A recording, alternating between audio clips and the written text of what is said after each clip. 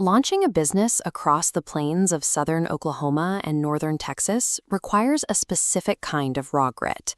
It takes an immense amount of sheer force of will to pull an enterprise out of the dirt and make it real. The people who actually pull it off usually adopt a very specific identity. They become the indispensable founder, the hero who drops into the trenches every single day to solve crises, put out fires, and keep the engine running. But there is a hidden cost to that hero dynamic. The very same daily intervention that got the company off the ground eventually becomes a hard structural bottleneck. The founder's constant physical presence prevents the business from scaling any further. Take a look at this chart plotting revenue against founder effort. In this early model, financial growth is locked in perfect synchronization with human exhaustion. You can grind your way upward for a while, but eventually both lines hit an invisible ceiling and flatline. There are simply no more hours in the day to give. When a business relies entirely on its creator's physical presence, it hasn't matured into a functional company. It's just a highly demanding, inescapable job. Building operations purely around your own ability to fix things doesn't build an empire. It successfully engineers a cage. Breaking out of that cycle requires stepping away from the psychology of the founder and looking at the literal mechanical architecture of the business itself. It demands a harsh reappraisal of how time is spent. The company owner has to stop acting as the primary tactical firefighter and transition into a visionary overseer. To make that leap, a strict new hierarchy of execution has to take over. The rule is simple. Systems must run the business, and people must run those systems. The immediate pushback here is usually about culture.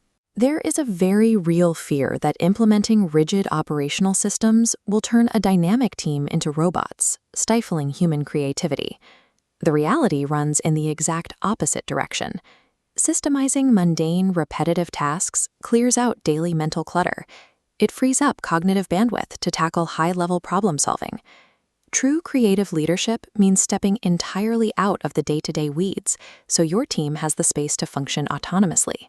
Once the team is running the systems, you have to address the ultimate operational vulnerability: tribal knowledge. This is the dangerous reality where the true value of your company walks out the front door every day at 5 o'clock. Right now, the operational DNA, the specific instincts and rules your firm uses to deliver value, lives entirely in fragile human memory. If a key player leaves, that knowledge vanishes. Inside the minds of your best people is a chaotic web of interconnected experience. To solve this, we architect a digital twin. We actively pull that business brain out of human heads and reorganize those instincts into a permanent, secure digital framework.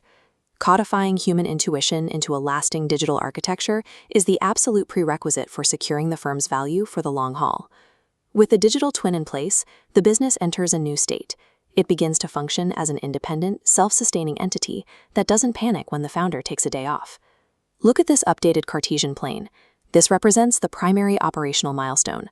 The red line of founder effort drops to a low baseline, while the green revenue line breaks away and scales upward.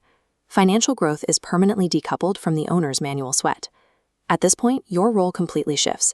You stop acting as the engine manually generating the power, and you finally become the navigator steering the ship. This shift exposes a cold economic reality. When it comes time to exit, buyers and markets do not place high valuations on a business that requires an 80-hour workweek from its owner to survive. By removing yourself as the bottleneck, the company transforms from a heavy personal liability into a true sellable asset. It becomes a reliable yield-generating machine. Which leaves a practical test for anyone running a business today. If you walked away from your desk for an entire month starting right now, would your company grow or would it crumble? The highest achievement for a strategic leader is to intentionally engineer their own obsolescence. That is the only way to guarantee the company's absolute freedom.